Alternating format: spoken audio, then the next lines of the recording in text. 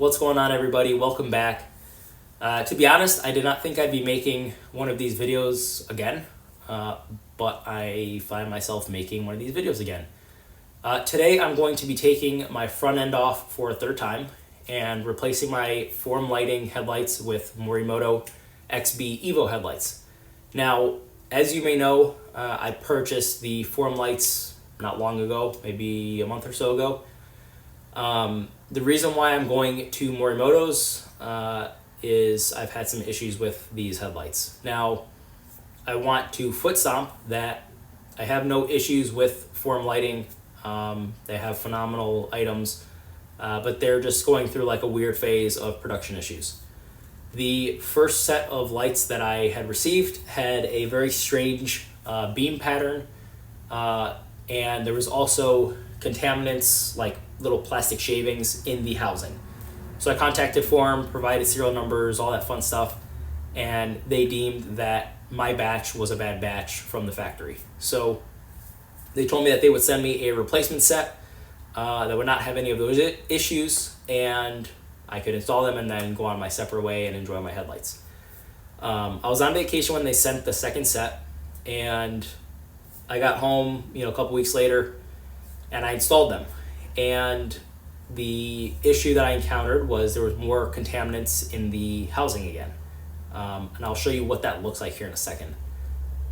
Some of you guys might be asking, okay, well, didn't you see the contaminants before you put the headlights in? No, because they come with a plastic film to protect the lights, and I did not want to take that film off until I had them installed because I didn't want to scratch the lenses or damage them. So yeah, learning lesson, check them before you install them. But I did speak with Forum, and they said that that second set of headlights should not have gone out. They had not fixed all the issues, and that was a mistake on their behalf. They owned up to it. They were very adamant that they were sorry about the issue that I've had twice now, and that's fine. Like, again, no bad blood with Form, no issues, but I've already, taken my front end off twice. If I'm going to do it a third time, I'm just going to go with something different just to change things up. I don't want to, have a potential third, although I don't think there would be a potential third issue with, again, more stuff being in the headlights. So today, I'm going to be installing the Morimoto XB Evo headlights. They're the newest ones to hit the market. They're supposed to have great output. They have built-in heater. They have sequential turn signals or fadeaway turn signals. There's just a bunch of new features that come with these headlights. In addition, I bought the Superchargers for the LEDs. I think that increases the output by 30 to 50%. They're not street legal, they're not DOT approved, so they're for off-road use only. But if you're a nefarious type and want to go against DOT policies and regulations and laws, have at it. Who am I to stop you? And then I have the XB LED fog lights. I will not be installing those just because I have the Diode Dynamics SS3 Max lights for my fog lights, and then I got the Pros up top. And I absolutely love the output that they have. I love the backlight feature that they have, so I will not be changing those out. So I'll probably just sell them for cheap online. We'll see. I don't know. But yeah, so I'm going to do something a little bit different today. The last times I put these lights in, I took the whole front end off. I'm going to try and remove a partial segment of the bumper, leave the bottom connected, and see if I can access the headlights and remove them that way. I just don't want to have to take the whole front end apart since I'm by myself. Unplugging stuff. I'm going to try and just take, the side clips off, the top off, and then kind of bend it forward, access the bolts that are holding it in place, and then put the new ones in. So I'm going to try that today and see if it works, and I'll show you guys what I'm doing. For any headlight install, first step is going to be popping your hood, and then you're going to want to remove this plastic shield that is in your engine bay, and you're going to remove that by just pushing down on all the little plastic things that hold it in place. When you push it down, you're actually disengaging them so you can remove this shield. So these are the pop-ins that I'm talking about. You're just gonna push them down, and then once you push them down, they will just pop out like that. I've got some like wool wax because I put some in my hood, if that's what you're wondering, like what's that liquid.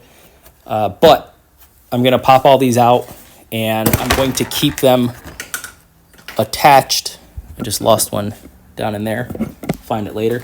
But I'm going to keep them on this plastic piece and then just relocate this plastic piece. That way I don't lose any later on. So I'm just gonna set this to the side, out of the way.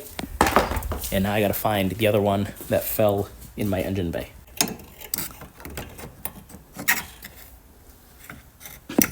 Here she is. Once that plastic piece is removed from here, I have a tool from Amazon that I use. It's a little pry tool. If you look closely, there is a plastic piece right here. There is one next to the other headlight. And then on this metal bracket in the engine bay, there's 1, 2, 3, and 4. So I'm just gonna take my pry tool, stick it underneath the gap, and then pop these pieces out. And that will free your upper section of your grill and allow you to remove the bumper without breaking anything. So those 6 pieces have been removed. I'm gonna set them to the side. And then one last thing, if you look closely over here, I've already loosened it. There is a 10mm bolt that holds the grill in place. So once that is removed, this whole section is free. If you have aftermarket lights like myself, I have the Raptor lights, you're gonna wanna just disconnect those. That way when you go to pull your bumper apart and separate it, you're not getting tension. As you can probably tell, I am on the driver's side of my vehicle. And as I said before, I'm going to try and leave a majority of the bumper attached. I'm just gonna try and kind of bend the bumper forward and then access the bolts that are holding the headlight in place. So what I'm gonna do is remove these 3 10mm bolts from the bumper, and I'm gonna do that with a Milwaukee 3/8 impact, or ratchet, if you will. Just saves a lot of time. So one recommendation, when you take these off, put them near your tire on the ground and keep them in order, because the top one is a different size compared to the bottom 2, and you don't want to put a larger size in a smaller hole, so to speak, because it will damage the internals that are holding your bumper in place. So I'm going to take them off and then line them up. That way when I reinstall it, it goes back in the original hole.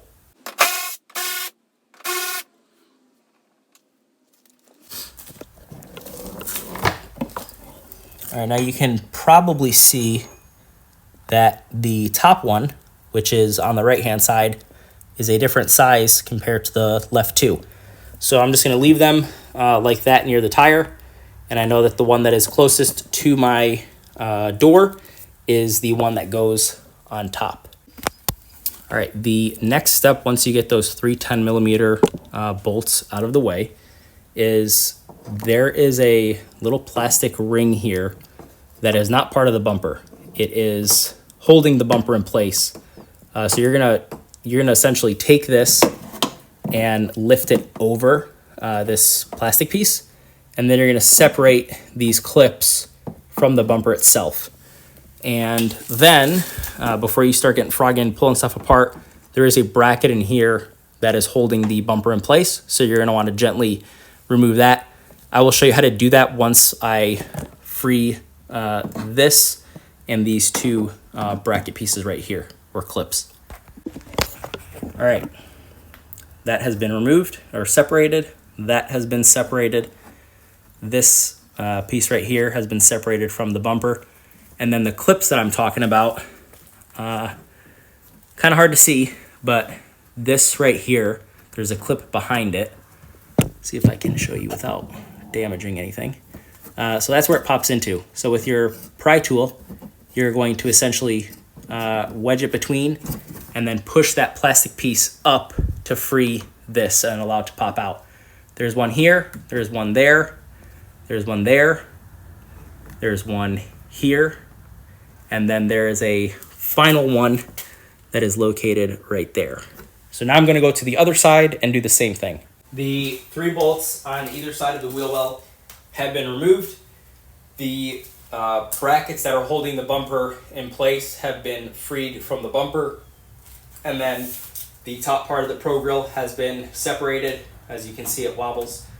So now I should be able to just gently pull on the bumper and let it sag forward a little bit.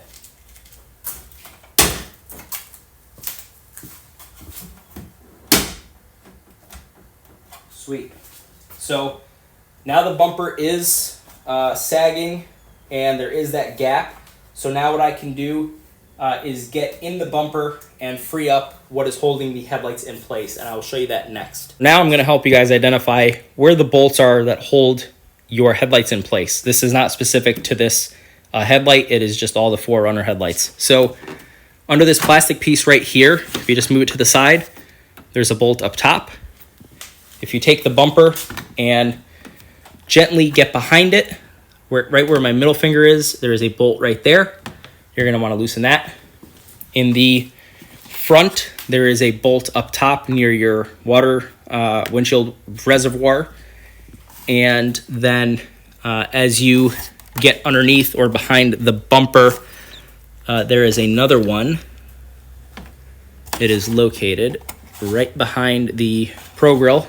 So look at the direction right there. So I've already loosened all the ones on the right hand side. Now again, keep them in order. This one goes here, this one goes here, this one goes behind the pro grille, and then that one on the ground over there goes in the bracket. Again, they're different sizes, you don't want to mess them up.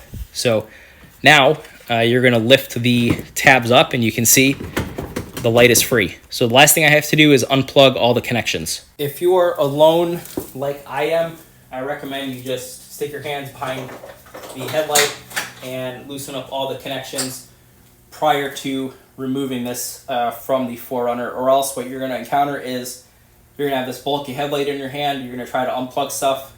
These do not really unplug that easy. Some of the connections are a pain in the ass. So save yourself the hassle, unplug everything, and then remove the light. And then for those of you that might be wondering, why are my hands filthy? I put anti-seize on all the screws so that when I go to take stuff apart, you know, a year, 2, 3 down the line, the bolts and screws that I put back in come out easy and are not rusted. So everything is free now. So I'm going to make sure that these plastic tabs that screw into place are free. And then this could be a little tricky just because the pro grille is kind of in the way. So I'm just going to gently push it out of my way. And that will pop back into place later, so it's not a big deal. Headlights free to come out. So I'm going to put this to the side because I'm going to send it back to form lighting. And now I can do the same for the left-hand side. Okay, I just opened the XB Evos. You can see the headlights right there, obviously. And then in the center, there's all sorts of harnesses for the DRL, harnesses for different years. These right here will plug in and either give you the white or amber lights and the sequential or the fadeaway turn signals. I'm going with black. The black gives you amber sequential turn signals. And then here there are resistors to prevent hyperflashing. So I'm going to get this all situated. I'm going to put the superchargers on here just to show you the bright output with the superchargers, and then I'm going to go back to the stock ones. That way I don't blind people when I drive. On any headlight, whether it be an aftermarket one or your old ones, there are brackets in the front that you're going to want to remove from those lights and then transfer them over to your new headlights. So I'm going to do that now. It's just 2 or 3 screws. I think it's 3. 1, 2, 3 from the back, and you're just going to transfer them over. Make sure when you do this, you have the accompanying headlight right next to it. That way you don't have to fiddle with figuring out what way that goes, because that can be tricky. Brackets have been transferred to the Morimotos. You can see one screw. There's one right here, and then there's one right here.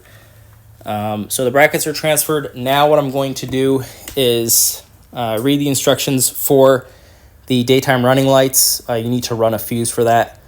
I'm going to tie mine into my aux beam, so I'm going to be doing some cutting, soldering, and getting that prepped to hook up to my aux beam. All right, guys, the next step is to mount these resistors. Now, they are on magnets, so all you need to do is find a spot for them to click into. I believe Morimoto has you putting them over here with this plastic piece not attached, but because I have the plastic piece, I'm just going to relocate it a little bit further away, just a hair. That way it has full contact with the metal. And then now I'm going to run my daytime running light fuse from the aux beam located over there down here and zip tied in place like I had my old one. So I'm going to remove this and then run the new one.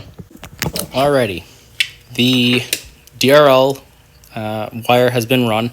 I ran it underneath this part of the frame, or just the support, and then I put zip ties holding it against here so it doesn't sag and you can't see it when you're driving down the road, or if someone is just looking at it head on. So it runs through here, then it comes down, goes through this radiator hole right here, and then pops back out. This is the shorter one for the driver's side. And then I routed it over here. It's still kind of a mess. Reason being is I snipped off the fuse piece, and then I actually put a ferrule crimp on here, as you can see. And now this is just going to plug into my aux beam, screw it down, and it's going to have a good connection. So I'm kind of bypassing the fuse box, and it'll be wired to my aux beam right there. So I'm going to go ahead and route this, screw it in place, and then get to the next step. Okay, so I hooked up the harness that corresponds with my vehicle's light type. There's a PDF that you can download from Morimoto's website, and it'll tell you which harness to use based on if your car came with LEDs or halogens when you purchased it, not what you currently have in it. Or you can just try plugging stuff in. If you have the wrong harness, it's not going to match up with all the fittings, and you're going to have to just take it off and then use the other one. So either or works, but the important thing is everything is hooked up. My resistor's right here. The harness is all hooked up. The daytime running lights is all run and hooked up to the aux beam over there. So now I can just put the lights in, plug in the main connector, plug in the DRLs, and I can reassemble this car. Once you've gotten the headlights all connected to the wiring, what you're going to want to do prior to putting the headlights back on your vehicle is check the drivers on the back of the headlight. So I have the Superchargers, so my headlight Superchargers drivers are going to be red, but the same remains for both, the black and the red. You have green, blue, and red LEDs on the back. The green is for the low beam, the blue is for the high beam, and the red is for the fuse tap. When you turn your key, you're going to want to make sure that those three lights are on. If they are not, you're going to have to check your connections again and make sure that whichever light is off does come on. If the three do not come on, you have some sort of wiring issue that you need to resolve prior to putting everything back in place. I went ahead and pushed the headlight in place. It's not secured yet. What I'm going to do next is just make sure that the lights come on when I hit the lock and unlock. Sweet. So now I know that this is all good to go, and I can go ahead and secure everything. But first, I'm going to do the other headlight, and then I'll secure them at the same time. Both sides work. I've tested them, as far as the DRL goes at least. What I've done is I put that smoother type bolt back in place here, and then the three that are kind of rough in like grooves, one here, one behind here, right there, and then tuck that back under, and then one on the, or behind the Pro Grill area. Same for this side. When you're done with this, just be sure to tuck everything back in place. That way it does not flap on you or move. And then you can start closing up the bumper. So the next step here is you're going to want to just line everything up roughly and then start pushing these back into place. So I'm going to do that now. Just want to point one thing out before we start closing up the bumper. At no point in time should anything feel forced. So what you're going to do first, once this is all, pretty lined up, you're going to just push gently here. That pops in place. That bracket, remember the bracket you put on the light? So that actually is right behind here, and it creates pressure between the bumper and the headlight. That way there's not a gap. If you don't put that bracket on there, this will be able to be pushed in further. So don't ask me how I know that, but that's the point of that bracket that goes underneath your headlight. And then as you get to here, same thing. You're going to want to just line everything up and then just gently start working it back into place. And you can see here that I'm not really forcing anything. It wants to go back where it belongs. So I'm going to do the same on the other side. Again, start over here. Hear that pop in place. And then same with the side. 1 pop, 2 pop, 3 pop. And that is all back in place now. So everything's flush, everything is good to go. Now I'm going to take those 3 bolts that we removed from the wheel well that we have lined up in order near the tire. And I'm going to put those back in the wheel well to secure this to the wheel liner that is in your fender. So I'm going to do that next. Reminder, the shorter, stubbier ones with the more coarse grain pattern, if you will, or thread, those go on the bottom 2, and then the skinnier one with the less aggressive thread that's on here, and it is a little bit longer, goes in the top hole. I'm just going to line up those brackets with the bumper. There, everything's in place. So I'm going to start with the middle one. Make sure to not, if you are using a electric ratchet, make sure to not over torque it because you will ruin your bumper. So that's all buttoned up and in place now. So the last thing that remains for my car is to put the top of the Pro Grill back on. I actually did pull it off. There was nothing holding it in place. So I figured why not, it would just make it easier for me. So mine has the Raptor lights, so that's the first thing I'm going to do is plug those bad boys in.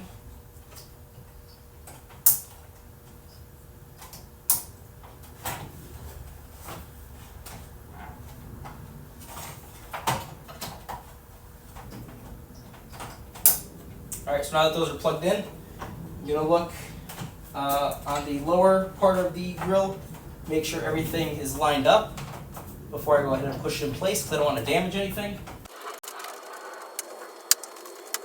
Alright, so now that is in place. Now I'm going to take the 10mm bolt that goes in the center that we removed at the very beginning, and I'm just going to tighten that down real quick. You don't need to go crazy with it. You're just holding that top piece in place.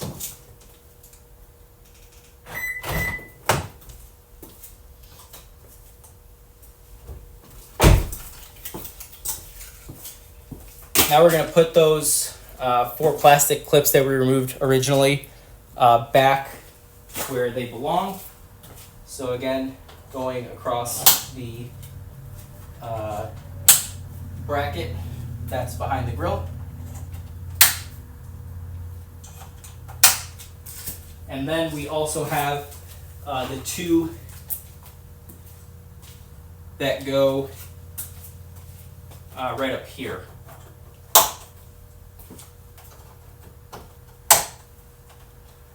Alright, so the front end is all buttoned up. I'm just double checking everything. Yeah, everything looks good.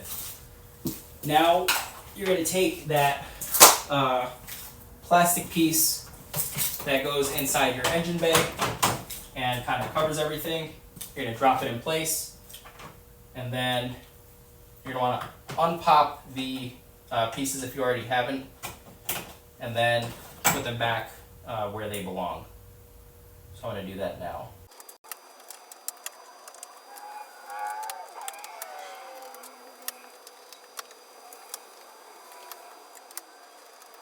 I'm going to show you all the features that these lights have, to include the lock and unlock, the sequential turn signals, the hazards, the low beams, the high beams, and the startup sequence for the lights, and then I'll show you what they look like with my fog lights and ditch lights. So right now this is the unlock button. So you get two sequentials, and then again, if you change the pop-in pieces in the back that are either red, green, blue, or black, that'll give you the Amber DRLs, the white DRLs, the fadeaway turn signals, or the sequentials based on what you select.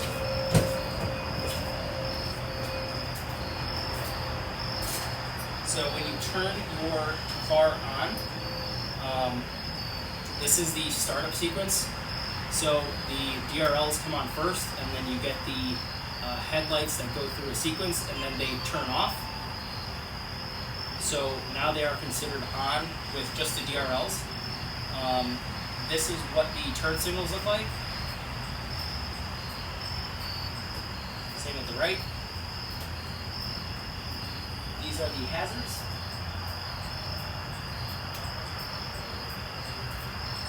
These are the low beams.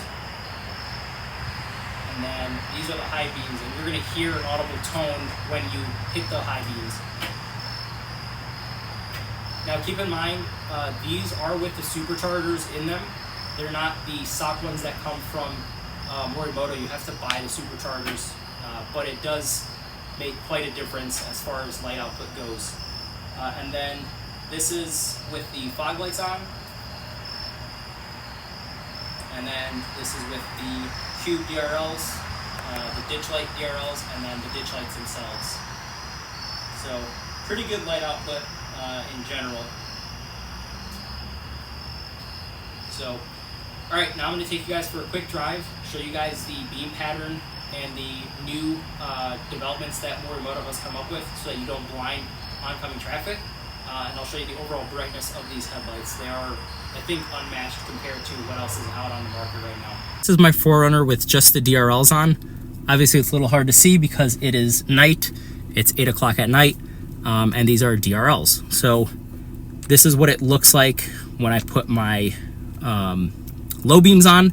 Now you can see right about there's like a U shape. That is not a defect. That is something that Morimoto just developed. It is so that you do not blind oncoming traffic, and it actually really does work. I drove with the Superchargers to work this morning at 5 a.m. and I never got flashed. I never had anybody like indicate that I was blinding them. And as you can see, they're super bright. So this is with the high beams on. You can see they're super, super good. And then this is with my fog lights, adds just a little bit more coverage on the sides. So yeah, I'm gonna take a quick drive, let you guys see kind of the output that these lights give you. And again, that area in the top left-hand corner of the road is made so that you do not blind oncoming traffic. But phenomenal output with the superchargers installed. I think these with the superchargers are unmatched. So pretty awesome setup from Morimoto. Once you turn your vehicle off and step out, before you lock the vehicle, this is the lights that you're gonna see if your headlights are on. And then once you lock them, so right now they just turned off automatically, they timed out, but when you lock them, you get the sequential, because I have the black pieces in the back of the headlights that give me the amber sequential. Lastly, so my lens is a little dirty because I've been driving the car, so it's just, you know, got road debris on it. But if you look down here, that metal piece right there, that is something that is used to heat up your headlights in the winter. I live in Michigan. And with any LEDs that I've had in my vehicle, as I drive it, you know, in the snow, or, you know, whether it's like raining, freezing rain, whatever, I would usually get accumulations on the lens. So this right here redirects the heat that comes out of these lights, and it kicks it forward. Now, the way that you activate these, because they don't always run, the way you activate these is you flick your high beam bar 4 times within, I think, 10 seconds. So you go 1, 2, 3, 4, and it'll flash. And depending on how it flashes, it either lets you know if all the parameters have been met to activate the heater, and if it doesn't, I believe it will flash either once or twice. But that's how you turn it on. If you're below, I believe, 41 degrees, and you do the 4 quick flashes of the light stalk, and you meet all the parameters, then this will turn on. It will heat this whole thing up to, I believe, 81 degrees, and it will prevent any ice or debris from accumulating here and blocking your light from emitting onto the street and giving you a clear path to drive. So pretty freaking cool. I've never had any headlights that do that. I don't know if Morimoto invented this, but it's definitely a feature that I have not had in the past that I am super excited for, because again, I live in Michigan, and you know, in the winter it just becomes a mess driving in snow. And then this is just like the attention to detail that Morimoto put in. You can see the detail in the turn signals with that pattern. So I think that does it for the Morimoto XB Evo install, demonstration, and review. These lights definitely make a statement. They look mean. They're just all around, they're badass looking lights. Super happy with them. I've had them for 2 days now. Again, the light put is phenomenal. The DRL, I'm obviously using Amber. It's super crisp during the day and at night. It's super bright at night. Just makes the 4Runner look just amazing. Very happy that I went with this brand and gave them a chance. If you have any questions about the lights or any of the functions that they provide your 4Runner, leave a comment in the video below or shoot me a message on Instagram at 5gen4r, and I will get back to you. Again, thank you guys for watching. Please like and subscribe if you found this video useful. Send it to friends that are maybe considering getting the Morimoto XB Evos, and stay tuned for more video installs and reviews. Thanks, guys. Catch you on the next one.